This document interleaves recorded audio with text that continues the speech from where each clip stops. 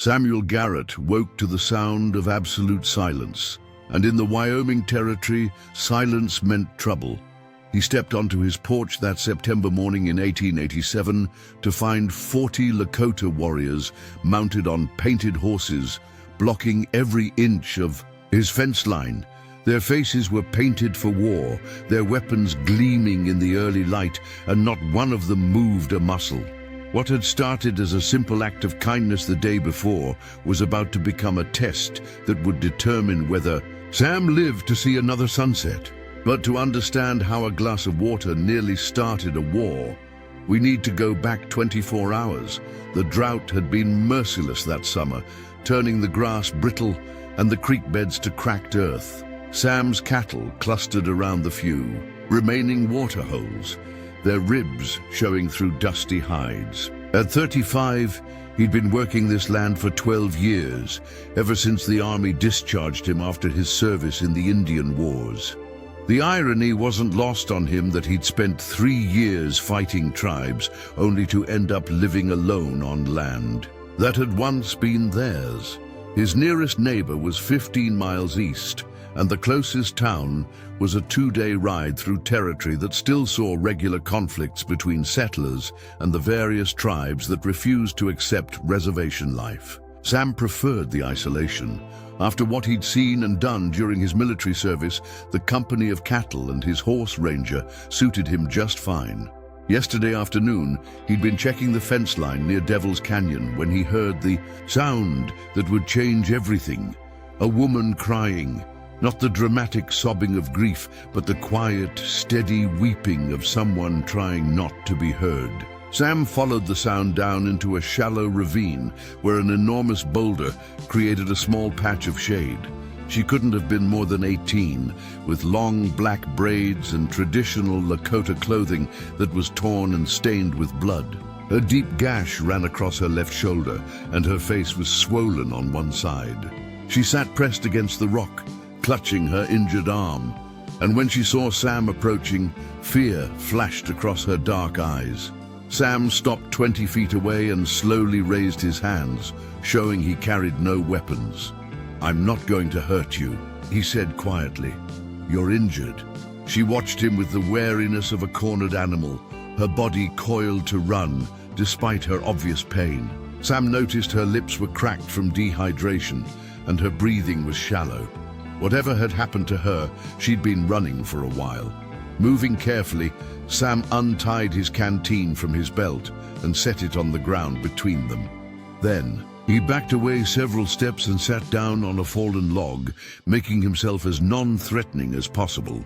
The young woman stared at the canteen for long minutes, her thirst warring with her fear. Finally, she crawled forward and grabbed the water, drinking deeply while keeping her eyes fixed on Sam. When she'd finished, she wiped her mouth with the back of her hand and spoke in Lakota, her voice hoarse. Sam didn't understand the words, but her tone suggested a question. He pointed to himself and said, "Samuel Garrett." Then he pointed to her and raised his eyebrows. "Winona," she said after a moment's hesitation. Sam nodded and pointed toward his ranch house, visible in the distance. He mimed drinking and eating, then pointed to her injured shoulder. Winona followed his gaze and seemed to be weighing her options. She was clearly in bad shape, and they both knew she wouldn't survive long in the wilderness without help. After what felt like an hour but was probably only minutes, she nodded once, a sharp, decisive movement. Sam helped her to her feet, careful not to touch her injured arm, and they made their way slowly back to the ranch. She limped badly, favoring her right leg, and had to stop several times to rest. By the time they reached the house, the sun was setting, painting the sky deep orange and purple. Inside, Sam cleaned and bandaged her wounds while she sat stiffly in his kitchen chair, ready to bolt at the first sign of threat. He heated water for washing, gave her clean clothes that had belonged to his sister before she married and moved east, and prepared a simple meal of beans and cornbread. Winona ate hungrily, but watched the windows constantly as if expecting pursuit. When Sam offered her his bed, She shook her head firmly and curled up on the floor near the door, using his spare blanket. Despite her exhaustion, Sam could tell she slept lightly, waking at every small sound. Now, as he stared at the line of warriors surrounding his property, Sam wondered if his act of compassion had been seen as something else entirely. Had he unknowingly violated some tribal law? Was Winona someone important? A chief's daughter, perhaps? The lead warrior, a man with intricate red and black paint covering half his face, urged his horse forward a few steps. He raised his hand, and Sam couldn't tell if it was a greeting or a warning. Sam forced himself to walk slowly down the porch steps, his hands visible and empty. Every instinct from his army days screamed at him to reach for the rifle mounted just inside his door. But he'd learned that survival sometimes meant doing the opposite of what fear demanded. The lead warrior's horse stamped once, a sound that seemed unnaturally loud in the morning stillness. Behind Sam, the cabin door creaked open. Winona stepped onto the porch, moving stiffly but with her chin raised high. She spoke in rapid Lakota to the mounted warriors, her voice carrying across the yard with unmistakable authority. Sam heard his name mentioned several times, along with words he didn't understand, but delivered in tones that suggested she was defending him. The lead warrior, whom Sam now recognized as bearing the markings of a war chief, responded in the same language. His voice was deep and measured, but Sam caught the edge of anger beneath the controlled words. Other warriors shifted restlessly on their horses, hands moving closer to weapons, and Sam realized this conversation could turn deadly in seconds. Winona limped down the porch steps, moving past Sam to stand between him and the warriors. She pulled back her long hair to show the bandaged wound on her shoulder, then gestured towards Sam and spoke again, longer this time. When she finished, she reached for Sam's canteen, which still hung from his belt, and held it up for all to see. The war chief's expression changed subtly, his painted features shifting from hostility to something that might have been surprise. He dismounted in one fluid motion and walked forward, stopping just outside the fence line. Up close, Sam could see he was probably in his 40s, with scars marking his arms and chest that spoke of many battles. His war paint was intricate and clearly held significance beyond simple intimidation. "You are the soldier who lives alone," the chief said in accented but clear English, "the one they call Ghostwalker." Sam felt ice form in his stomach. Ghostwalker had been his nickname during the Indian Wars, earned for his ability to move through enemy territory unseen. It wasn't a name he was proud of, and hearing it spoken by this man brought back memories he'd spent years trying to forget. "I was a soldier once," Sam admitted. "Now I'm just a rancher. Just a rancher who gives water to Running Elk's daughter when she flees from the reservation agents." The chief's eyes were sharp and intelligent, studying Sam's face for any sign of deception. A rancher who tends her wounds and asks for nothing in return. Running Elk. Sam felt pieces of a larger puzzle clicking into place. He'd heard that name before, spoken with respect and sometimes fear in the saloons of nearby settlements. Running Elk was one of the chiefs who'd refused to bring his people onto the reservation, leading a band that moved freely between the territories, raiding when they needed supplies and disappearing into the mountains when the army pursued them. "She was hurt," Sam said simply. "Anyone would have helped." "No," the chief replied, and there was something almost like humor in his voice. "Not anyone. Most of your people would have turned her over to the reservation police for the bounty. Some would have done worse." Winona spoke again, this time to Sam, her English heavily accented but understandable. "This is Standing Bear, my father's war chief. He speaks for our people when my father cannot travel." Standing Bear nodded once, a formal acknowledgement. "Running Elk's daughter tells me you treated her wounds and gave her food and shelter.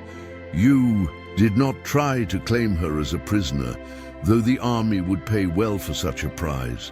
"I don't take prisoners anymore," Sam said quietly. "And I don't turn away people who need help. Even when that person is the daughter of a man your army has hunted for 3 years." Sam looked at Winona, understanding now why she'd been so frightened and why 40 warriors had come looking for her. Especially then. Standing Bear studied him for a long moment, then turned to consult with several other warriors who had dismounted to join the conversation. They spoke in rapid Lakota, their voices low but intense. Sam caught the occasional English word, army, reservation, and danger among them. Winona moved closer to Sam, wincing as her injured leg shifted her weight. "The reservation agents came for our village 2 days ago. They had soldiers with them, and orders to bring everyone back by force. I was gathering herbs in the hills when they arrived. When I tried to return, they were burning our lodges and putting chains on our people. You escaped," Sam said. "I ran, but they followed, and when they caught me," she touched her injured shoulder, "I fought back. That is when I hurt my leg." Jumping from their wagon, Standing Bear turned back to them, his expression grave. "The agents will come looking for her here. They track like wolves when they smell bounty money." Standing Bear was right about the agents tracking like wolves. The dust cloud appeared on the horizon just after noon, moving fast and straight toward the ranch. Sam counted at least 8 riders, plus what looked like a supply wagon bringing up the rear.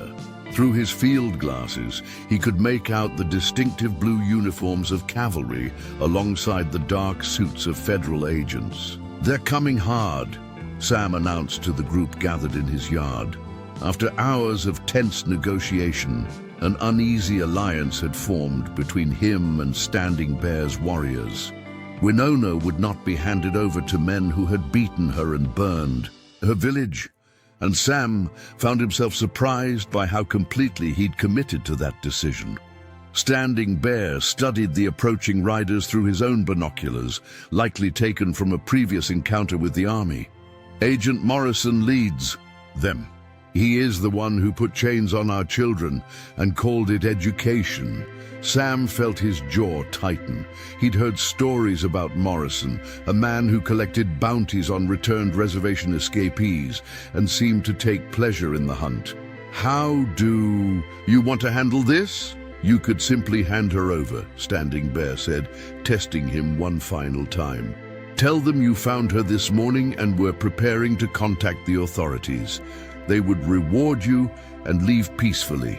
Sam looked at Winona, who sat on his porch steps rewrapping her injured leg with fresh bandages. She met his eyes steadily, and he saw no fear there now, only a quiet dignity that reminded him of why he'd left the army in the first place.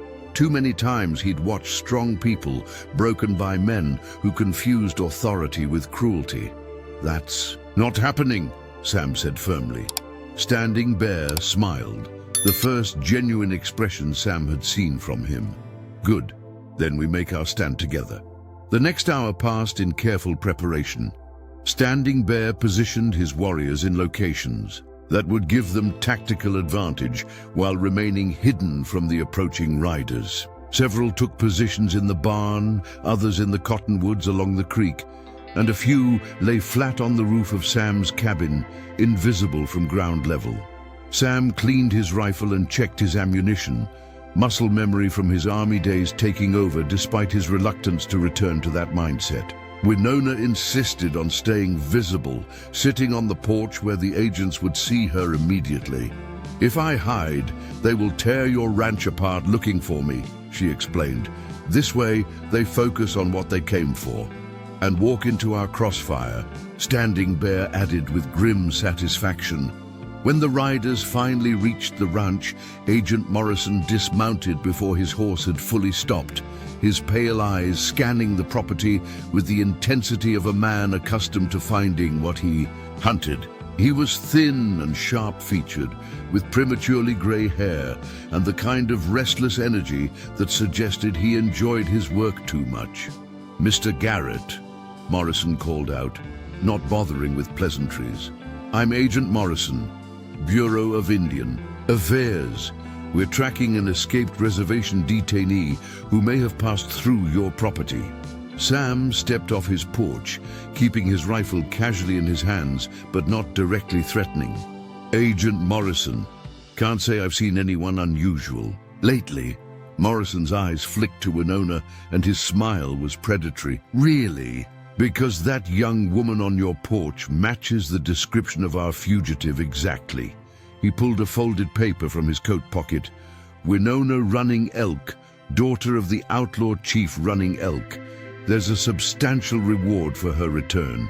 Seems. To me, you've found what you came for then, Sam said evenly. Indeed. Morrison gestured to his men, who began spreading out around the yard. Miss Running Elk, you're coming with us immediately. Winona stood slowly, favoring her injured leg. I claim sanctuary, she said clearly. This man gave me water when I was dying. By the old laws and the new, I am under his protection. Morrison laughed harshly. The only law that matters here is federal law, girl, and that says you belong on the reservation. He nodded to two of his men. Take her. As the agents moved toward the porch, Sam stepped into their path. I'm afraid I can't let you do that. Mr. Garrett, I strongly advise you not to interfere with federal agents in the execution of their duties. And I strongly advise you to get off my property. Morrison's hand moved toward the pistol at his hip. Are you threatening federal officers? I'm exercising my rights as a property owner to refuse entry to unwelcome visitors. The tension stretched like a wire about to snap. Morrison's men had their hands on their weapons, and Sam could sense Standing Bear's warriors shifting into position, though they remained hidden.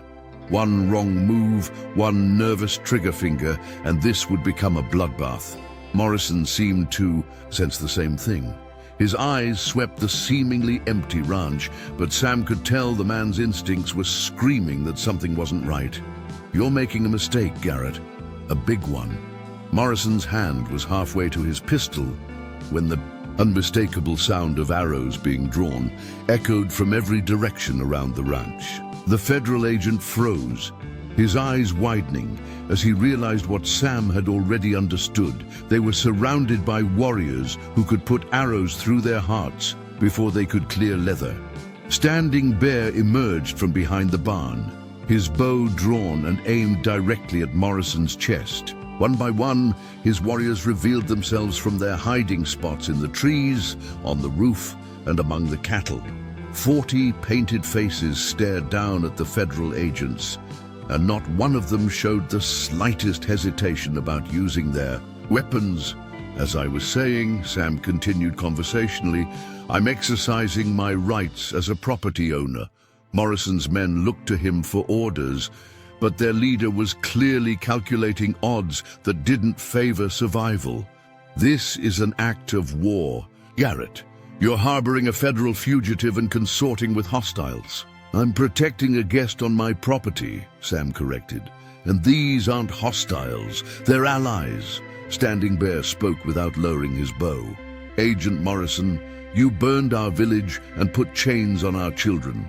You beat a young woman for trying to return to her family. Now you come to this man's land with guns and threats, demanding he surrender someone under his protection. The law requires your law, Standing Bear interrupted. Not ours, not his, not any law that recognizes honor or mercy. Winona stepped forward, her voice carrying across the tense silence. I have something to say. Morrison sneered. You'll have plenty of chances to talk back at the reservation. No, she said firmly. I will speak now, and you will listen. She looked directly at Sam. 3 days ago, I was running through the wilderness, bleeding and afraid. I had lost everything. My family built everything that gave my life meaning. I expected to die alone in those hills. Sam felt something shift in his chest as she continued. This man found me broken and defenseless. He could have claimed the bounty on my head. He could have used me for his own purposes. Instead, he gave me water, tended my wounds, and asked for nothing in return. She turned to face Morrison. You speak of law, but you know nothing of justice. Standing Bear nodded approvingly. This is why we came 40 strong, Agent Morrison, not to make war, but to honor a debt. This man showed kindness to our chief's daughter when she had no power to repay him. That makes him family. Morrison's face had gone pale beneath his hat. You can't be serious. You'd start a war over one woman. We would honor a friendship, Standing Bear corrected. Something your people seem to have forgotten how to do. Sam realized this was the moment that would define not just the next few minutes, but possibly years to come. He'd spent 3 years as Ghostwalker, hunting men like Standing Bear through mountains and valleys. Now he found himself standing with them against men who wore the same uniform he once had. Agent Morrison, Sam said quietly, I think it's time for you to leave. This isn't over, Garrett. Yes, it is. Sam's voice carried the authority of a man who'd made his decision and wouldn't be moved from it. Winona is under my protection, and Standing Bear's people are my allies. If you want to take her, you'll have to go through all of us. Morrison looked around at the 40 warriors still holding drawn bows, then at Sam's determined face, and finally at Winona, who stood straight and proud despite her injuries. You're all making a terrible mistake. The only mistake would be believing that chains and threats create peace, Standing Bear replied. Real peace comes from respect between equals. Morrison holstered his weapon and gestured sharply to his men. Mount up, we're leaving. As the federal agents rode away, their dust cloud fading into the distance, Sam felt a weight lift from his shoulders that he hadn't even realized he'd been carrying. Standing Bear approached him, lowering his bow at last. You chose honor over safety, Ghostwalker. That takes courage. Sam, he corrected. Just Sam. Standing Bear smiled. Just Sam, who speaks with actions instead of empty words. Running Elk will want to meet the man who protected his daughter. You will always have friends among our people. Winona took Sam's hand, her grip firm and warm. Thank you for showing me that kindness still exists in this world.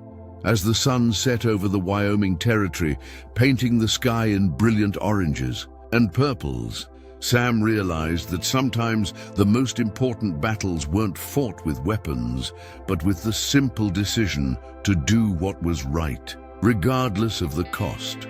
If this story moved you and you believe in the power of standing up for what's right, even when it's difficult, please subscribe to our channel and hit that notification bell. Share this story with someone who needs to be reminded that courage comes in many forms, and that sometimes the smallest acts of kindness can change everything. What's your most powerful story of standing up for someone who couldn't stand up for themselves? Share it in the comments below. Your experience might inspire our next video. Thank you for watching, and remember, true strength isn't about the weapons you carry, but the principles you're willing to defend.